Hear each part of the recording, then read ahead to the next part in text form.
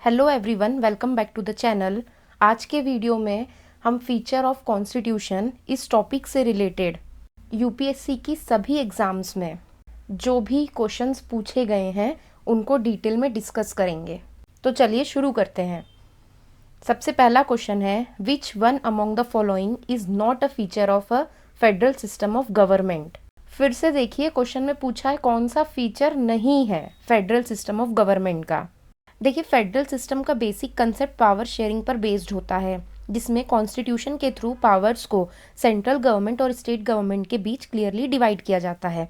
इस सिस्टम में दोनों लेवल्स ऑफ गवर्नमेंट अपने अपने एरिया में ऑटोनोमस होते हैं, इसलिए डिवीज़न ऑफ पावर जो कि ऑप्शन ए में दिया है और रिटन कॉन्स्टिट्यूशन जो कि ऑप्शन बी है, वो फेडरल सिस्टम के एसेंशियल फीचर्स होते हैं। साथ ही फेडरल कंट्रीज में जनरली बाइकैमरल लेजिस्लेचर होती है, जिसमें अपर हाउस स्टेट्स का रिप्रेजेंटेशन करता है, जैसे राज्यसभा। लेकिन सिंगल सिटीजनशिप जो कि ऑप्शन सी में दिया है, ये फेडरल सिस्टम का फीचर नहीं होता। टू फेडरल कंट्रीज जैसे यूएसए में डुअल सिटीजनशिप होती है, एक सिटीजन कंट्री का और एक अपनी स्टेट का। वहीं इंडिया में सिंगल सिटीजनशिप दी गई है जो एक यूनिटरी फीचर है, और इसी वजह से इंडिया को क्वासी फेडरल कहा जाता है। इसलिए सिंगल सिटीजनशिप फेडरल सिस्टम का फीचर नहीं माना जाता, और आंसर यही है। नेक्स्ट क्वेश्चन देखिए, which one among the following is not a feature of centralization. Options देख लीजिए, नेशनल यूनिटी, यूनिफॉर्मिटी, प्रॉस्पेरिटी और लिबर्टी। तो पहले तो सेंट्रलाइजेशन का मतलब समझिए। सेंट्रलाइजेशन का मतलब होता है कि मैक्सिमम पावर्स एक ही सेंट्रल अथॉरिटी के पास कंसंट्रेट हो जाती है। इसी सिस्टम में डिसीजन मेकिंग पावर ऊपर होती है, जिससे पूरे देश में यूनिफॉर्म पॉलिसीज और लॉज इंप्लीमेंट किए जा सकते हैं। इसी वजह से सेंट्रलाइजेशन नेशनल यूनिटी को स्ट्रेंथन करता है और एडमिनिस्ट्रेशन में यूनिफॉर्मिटी लाता है। कभी कभी स्ट्रॉन्ग सेंट्रल कंट्रोल से इकोनॉमिक प्लानिंग और डेवलपमेंट भी बेटर हो सकता है, जो प्रॉस्पेरिटी को सपोर्ट करता है। लेकिन सेंट्रलाइजेशन का सबसे बड़ा ड्रॉबैक ये होता है कि इंडिविजुअल और रीजनल लिबर्टी रेस्ट्रिक्ट हो जाती है, क्योंकि लोकल गवर्नमेंट और सिटीजन के पास अपने डिसीजन लेने की फ्रीडम कम होती है। इसलिए लिबर्टी सेंट्रलाइजेशन का फीचर नहीं है। नेक्स्ट क्वेश्चन देखिए, which one among the following forms of constitution contains the feature of both the unitary and federal constitution. अभी हमने ये सबसे पहले क्वेश्चन में देखा था, इसका आंसर है quasi federal. Quasi federal constitution वो होता है जिसमें फेडरल और यूनिटरी दोनों के फीचर्स कंबाइन होते हैं। इस सिस्टम में नॉर्मली पावर्स सेंटर और स्टेट के बीच डिवाइड होती है, जो फेडरल फीचर है, जैसे written constitution, division of power, independent judiciary. ये सब हमने अभी पहले वाले क्वेश्चन में देखा था। लेकिन साथ ही साथ सेंटर को ज़्यादा स्ट्रॉन्ग पोजीशन दी जाती है, जैसे emergency provision, residuary powers centre के पास होना, सिंगल सिटीजनशिप और स्टेट पर सेंटर का कंट्रोल। ये सब यूनिटरी फीचर्स हैं। इंडिया इसका बेस्ट एग्जाम्पल है, जिसे सुप्रीम कोर्ट ने भी federal in a form but unitary in spirit कहा है। नेक्स्ट क्वेश्चन देखिए, the theory of separation of powers is a division of power between. पहला ऑप्शन है सेंट्रल एंड स्टेट गवर्नमेंट, दूसरा है डिफरेंट ब्रांचेस ऑफ गवर्नमेंट, तीसरा है the polity and the economy, and fourth है स्टेट एंड लोकल गवर्नमेंट। तो separation of power का theory ये कहता है कि गवर्नमेंट की पावर्स एक ही अथॉरिटी के पास कंसंट्रेट नहीं होनी चाहिए। इस थ्योरी के अकॉर्डिंग पावर्स को अलग अलग ब्रांचेस ऑफ गवर्नमेंट में बांट दिया जाता है। लेजिस्लेचर जो लॉ बनाता है, एग्जीक्यूटिव जो लॉ इम्प्लीमेंट करता है, और जुडिशरी जो लॉ इंटरप्रेट करता है। तो अगर हम सभी ऑप्शन को देखेंगे, इसमें लेजिस्लेचर, एग्जीक्यूटिव और जुडिशरी कहीं नहीं लिखा है, बट इसकी जगह डिफरेंट ब्रांचेस ऑफ गवर्नमेंट दिया है, तो वही आंसर है। देखिए, सेपरेशन ऑफ पावर का मेन ऑब्जेक्टिव होता है कंसंट्रेशन ऑफ पावर को रोकना, मिसयूज ऑफ अथॉरिटी को प्रिवेंट करना और डेमोक्रेसी को प्रोटेक्ट करना। अगर एक ही बॉडी के पास सारी पावर्स आ जाएं तो डिक्टेटरशिप का रिस्क होता है। इसलिए सेपरेशन ऑफ पावर का रिलेशन सेंटर या स्टेट या लोकल डिवीजन से नहीं, बल्कि गवर्नमेंट के तीनों ऑर्गन्स के बीच पावर डिवीजन से होता है। नेक्स्ट क्वेश्चन देखिए, the idea of including the emergency provision in the constitution of India has been borrowed from the. हमारी कॉन्स्टिट्यूशन में बहुत सारे ऐसे पार्ट्स हैं, प्रोविजंस हैं, जो अलग अलग कंट्रीज से बोरो किए हुए हैं। तो उसका एक चार्ट है, वो प्रॉपर आपको याद होना चाहिए। और उसी चार्ट में से ये क्वेश्चन है कि इमरजेंसी प्रोविज़न जो हमारे कॉन्स्टिट्यूशन में है वो कहाँ से बोरो किया है। तो इसका आंसर है कॉन्स्टिट्यूशन ऑफ जर्मनी। इस इमरजेंसी प्रोविज़न को थोड़ा समझ लेते हैं ताकि आपको याद हो जाए। देखिए, इमरजेंसी प्रोविज़न का मेन ऑब्जेक्टिव होता है क्राइसिस के टाइम पर कंट्री की यूनिटी, इंटेग्रिटी और सिक्योरिटी को प्रोटेक्ट करना।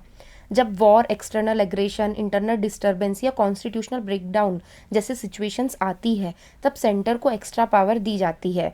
ये कंसेप्ट इंडिया ने खुद इन्वेंट नहीं किया, बल्कि कॉन्स्टिट्यूशन ऑफ जर्मनी से बोरो किया है।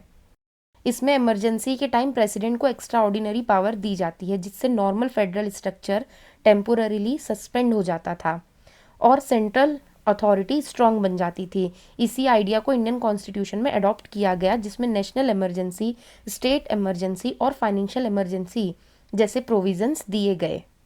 नेक्स्ट क्वेश्चन देखिए, ये रिपीटेड है। Which one of the following is related with the doctrine of separation of power? तो इसका आंसर है सी, लेजिस्लेचर, एग्जीक्यूटिव और जुडिशरी। नेक्स्ट क्वेश्चन देखिए, इसमें मैच करना है लिस्ट 1 को लिस्ट 2 से। इसमें लिस्ट 1 में प्रोविज़न बताया हमारे कॉन्स्टिट्यूशन ऑफ इंडिया का, और फिर लिस्ट 2 में बताया गया कि इसको कहाँ से बोरो किया गया है, इसी को मैच करना है। तो मैं फिर से बोलूँगी, ये जो चार्ट है इसको प्रॉपरली याद कर लो। ए ऑप्शन देखिए, first past the post electoral system, ये ब्रिटेन से अडॉप्ट किया गया है, जहाँ सिंपल मेजोरिटी रूल फॉलो होता है। फंडामेंटल राइट का कैरेक्टर मेनली यूएसए के कॉन्स्टिट्यूशन से इंस्पायर्ड है, जिसमें इंडिविजुअल लिबर्टी और राइट्स पर स्पेशल इम्फेसिस दिया जाता है। वहीं अगर हम रेसिडुअरी पावर देखें, यानी जो पावर्स किसी लिस्ट में मेंशन नहीं होती, वो कनाडा के मॉडल से ली गई है और इंडिया में ये सेंटर के पास होती है। Directive principle of state policy का कंसेप्ट आयरिश कॉन्स्टिट्यूशन से बोरो किया गया है, जिसका एम वेलफेयर स्टेट एस्टेब्लिश करना है। इसलिए करेक्ट मैचिंग है ए का 4, बी का 3, सी का 1 और डी का 2 है। नेक्स्ट क्वेश्चन देखिए, which among the following is not a feature of the Indian constitution? अब इसके सारे ऑप्शन को हम एक एक करके देखते हैं। देखिए, इंडियन कॉन्स्टिट्यूशन एक रिप्रेजेंटेटिव डेमोक्रेसी पर बेस्ड है, जहां लोग अपने रिप्रेजेंटेटिव्स को इलेक्ट करते हैं, जो पार्लियामेंट और स्टेट लेजिस्लेचर में उनकी तरफ से डिसीजंस लेते हैं। तो Republican form of government India का बेसिक फीचर है, क्योंकि head of the state elected होता है, हेरिडिटरी नहीं होता। दूसरा देखते हैं, प्रियम्बल कॉन्स्टिट्यूशन का इंटीग्रल पार्ट है, जो गोल्स और फिलोसॉफी बताता है। आगे देखते हैं, प्रमोशन ऑफ इंटरनेशनल पीस, ये डायरेक्टिव प्रिंसिपल में आर्टिकल 51 में क्लियरली मेंशन्ड है।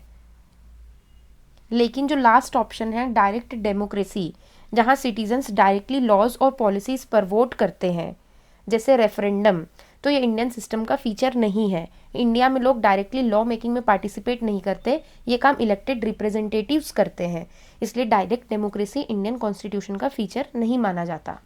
नेक्स्ट क्वेश्चन है, the federal system of India and the USA are different in all the following aspects except. तो इसका मतलब है इंडिया और यूएसए का कौन सा फेडरल सिस्टम सेम है, ये बताना है। बाकी तो डिफरेंट है, मगर कोई एक ऐसा है जो सेम है, और वही आंसर है।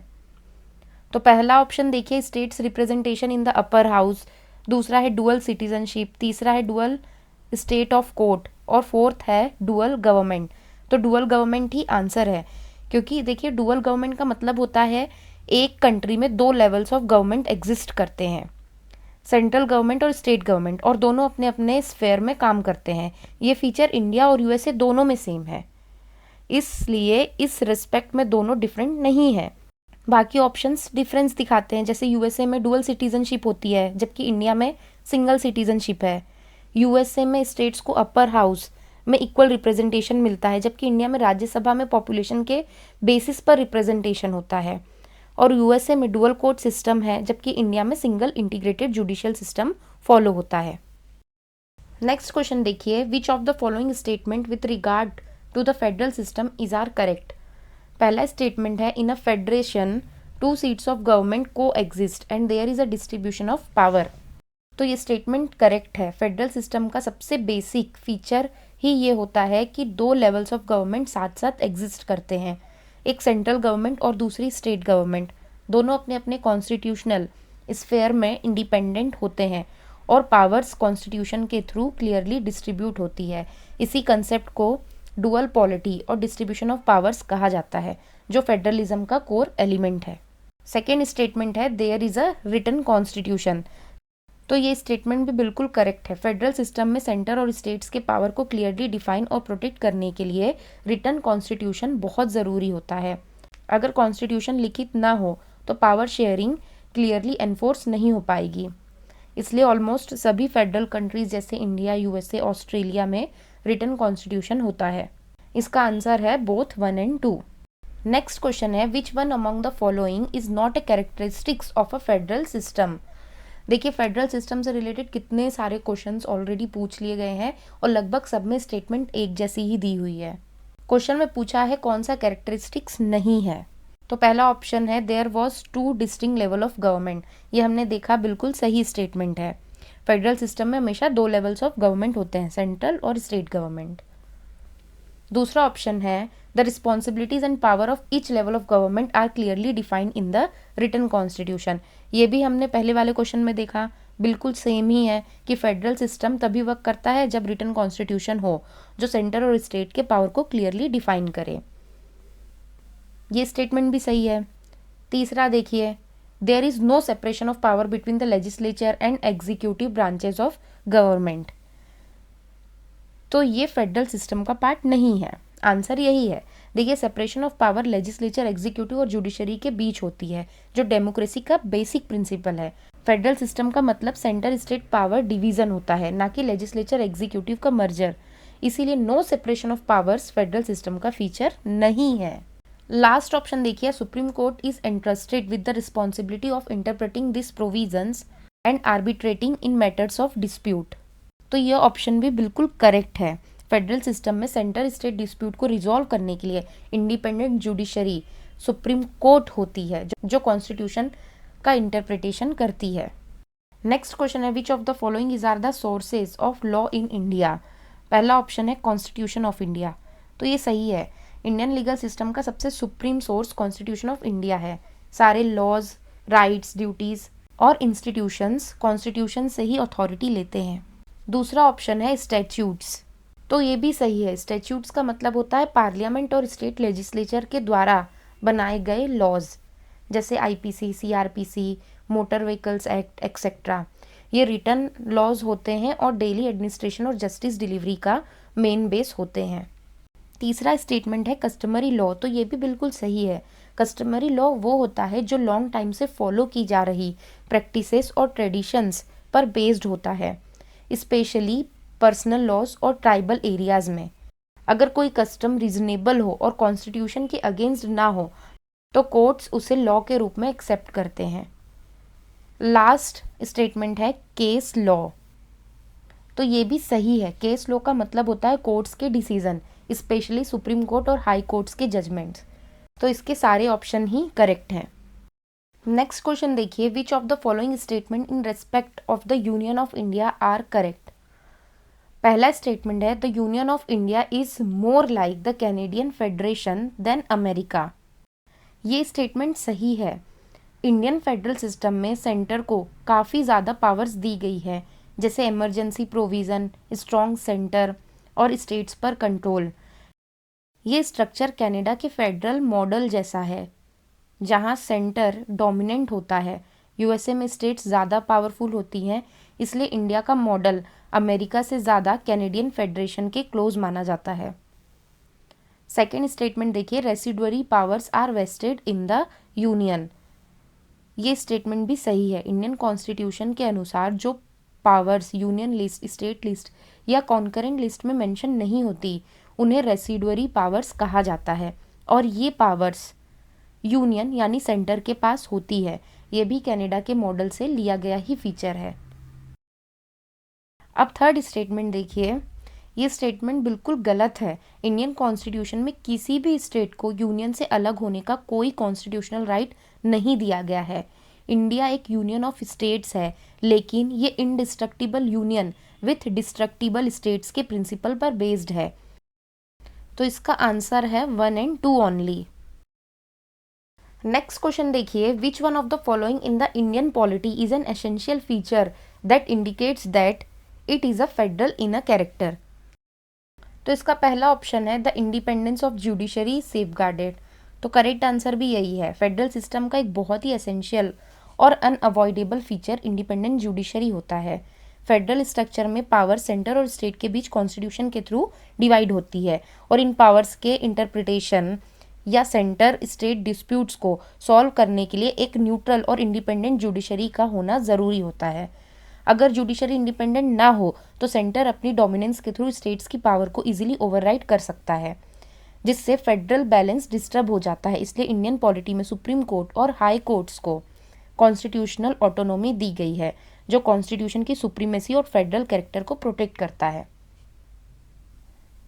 बाकी के ऑप्शन या तो रिप्रेजेंटेटिव डेमोक्रेसी से रिलेटेड है या फंडामेंटल राइट से, जो फेडरलिज्म के एक्सक्लूसिव इंडिकेटर्स नहीं होते हैं। इसलिए जुडिशरी की इंडिपेंडेंसी इंडियन पॉलिटी के फेडरल कैरेक्टर को क्लियरली इंडिकेट करती है। नेक्स्ट क्वेश्चन देखिए, which of the following statement about the territory of India is are correct. पहली स्टेटमेंट है it comprises of the territories of the state. ये statement बिल्कुल सही है। इंडियन कॉन्स्टिट्यूशन के आर्टिकल 1 के अकॉर्डिंग इंडिया के टेरिटरी में सभी स्टेट्स के टेरिटरीज शामिल होते हैं।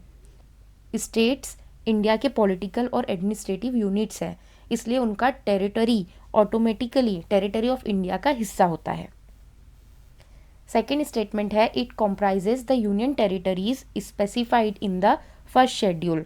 तो ये स्टेटमेंट भी बिल्कुल सही है। कॉन्स्टिट्यूशन का फर्स्ट शेड्यूल स्टेट्स और यूनियन टेरिटरीज दोनों को लिस्ट करता है, इसलिए जितनी भी यूनियन टेरिटरीज फर्स्ट शेड्यूल में मेंशन्ड है वो सब टेरिटरी ऑफ इंडिया का पार्ट है। लास्ट स्टेटमेंट है इट में इंक्लूड अदर एक्वायर्ड टेरिटरीज। तो ये स्टेटमेंट भी बिल्कुल करेक्ट है। आर्टिकल 1 क्लियरली मेंशन करता है कि इंडिया की टेरिटरी फ्यूचर में एक्वायर किए गए एरियाज को भी इंक्लूड कर सकता है, जैसे किसी ट्रीटी एग्रीमेंट या इंटरनेशनल एक्विजिशन के थ्रू। मतलब टेरिटरी ऑफ इंडिया स्टैटिक नहीं बल्कि फ्लेक्सिबल कंसेप्ट है। इसका आंसर है 1, 2, 3। नेक्स्ट क्वेश्चन देखिए, what are the major differences between a written and an unwritten constitution. पहला स्टेटमेंट है a written constitution is the formal source of all constitutional laws in the country and an unwritten constitution is not the formal source. ये statement सही है। Written constitution में सारे constitutional rules और principle एक formal authoritative document में लिखे होते हैं, जैसे इंडिया का कॉन्स्टिट्यूशन। ये डॉक्यूमेंट सुप्रीम लॉ होता है और सभी कॉन्स्टिट्यूशनल लॉज इसी से अथॉरिटी लेते हैं। इसके अपोजिट अनरिटन कॉन्स्टिट्यूशन जैसे यूके में कोई सिंगल रिटन डॉक्यूमेंट नहीं होता। वहाँ constitutional laws customs conventions judicial decision और स्टैट्यूट्स से डेवलप होते हैं, इसलिए वो एक फॉर्मल सिंगल सोर्स नहीं होता। सेकेंड स्टेटमेंट है written constitution is entirely codified whereas an unwritten constitution is not. ये स्टेटमेंट भी बिल्कुल सही है। रिटन कॉन्स्टिट्यूशन कोडिफाइड होती है, मतलब उसके प्रोविजंस सिस्टमेटिकली लिखे और कंपाइल्ड होते हैं। अनरिटन कॉन्स्टिट्यूशन कोडिफाइड नहीं होती, उसमें रूल्स अलग अलग सोर्सेज से आते हैं और एक जगह सिस्टमेटिकली रिटन नहीं होते। इसी वजह से रिटन कॉन्स्टिट्यूशन ज़्यादा क्लियर और रिजिड होता है, जबकि अनरिटन कॉन्स्टिट्यूशन फ्लेक्सिबल होता है। इसका करेक्ट आंसर है बोथ 1 and 2। नेक्स्ट क्वेश्चन है जिसमें लिस्ट 1 को लिस्ट 2 से मैच करना है। सेम ही टाइप का क्वेश्चन है। प्रोविजंस दिए हैं कॉन्स्टिट्यूशन ऑफ इंडिया के और ये प्रोविज़न कहाँ से लिया गया है उसको उसके सोर्सेज से मैच करना है, जो कि लिस्ट 2 में दिया हुआ है। तो इस क्वेश्चन को आप अपने से सॉल्व करो, स्क्रीन को पॉज करो और खुद से आंसर करो। नेक्स्ट क्वेश्चन देखिए, which among the following feature of federal system is not found in the Indian political system. पहला ऑप्शन जो है डुअल सिटीजनशिप, यही सही आंसर है। कई बार रिपीट कर दिया है ये। देखिए फेडरल सिस्टम के कुछ बेसिक फीचर्स होते हैं, जैसे पावर्स का डिवीज़न सेंटर और स्टेट्स के बीच, कॉन्स्टिट्यूशन की सुप्रीमेसी और कोर्ट्स को कॉन्स्टिट्यूशन के इंटरप्रिटेशन का अधिकार। इंडियन पॉलिटिकल सिस्टम में सारे फीचर्स मौजूद हैं। इंडिया में union list, state list, concurrent list के थ्रू पावर्स क्लियरली डिवाइड की गई है, जो फेडरल फीचर है। कॉन्स्टिट्यूशन सुप्रीम है और सुप्रीम कोर्ट को जुडिशियल रिव्यू और इंटरप्रिटेशन की पावर दी गई है। लेकिन डुअल सिटीजनशिप जो एक ट्रू फेडरल सिस्टम जैसे यूएसए का फीचर होता है, इंडिया में नहीं है। इंडिया में सिर्फ सिंगल सिटीजनशिप होती है, जिसमें एक ही सिटीजनशिप होती है पूरे देश के लिए, चाहे व्यक्ति किसी भी स्टेट का हो। इसलिए dual citizenship Indian political system में नहीं पाई जाती और वही करेक्ट आंसर है। नेक्स्ट क्वेश्चन है which one of the following provision of the constitution of India was not adopted from the British constitution. ये क्वेश्चन फिर से वही सेम चार्ट से है। इसका आंसर है डीपीएसपी, क्योंकि हमने देखा था कि डीपीएसपी कंसेप्ट आयरिश कॉन्स्टिट्यूशन से अडॉप्ट किया गया था। इस सीरीज का हम लास्ट क्वेश्चन देख लेते हैं, जो कि है which of the following features were borrowed by the constitution of India from the British constitution. Same ही क्वेश्चन है, ये ब्रिटिश कॉन्स्टिट्यूशन का आप लोग अच्छे से याद कर लेना। एक बार मैं आपको बता भी देती हूँ कि ब्रिटिश कॉन्स्टिट्यूशन से कौन कौन से फीचर्स अडॉप्ट किए गए हैं। जैसे कि है रूल ऑफ लॉ का कंसेप्ट ब्रिटेन से लिया गया है, जिसका मतलब होता है कि लॉ सबसे ऊपर होता है और कोई भी व्यक्ति चाहे वो सरकार ही क्यों ना हो लॉ से ऊपर नहीं होता। इसी तरह लॉ मेकिंग प्रोसीजर जैसे बिल्स का इंट्रोडक्शन, डिस्कशन, वोटिंग और प्रेसिडेंट की एसेंट का प्रोसेस ब्रिटिश पार्लियामेंट्री प्रैक्टिस पर बेस्ड है।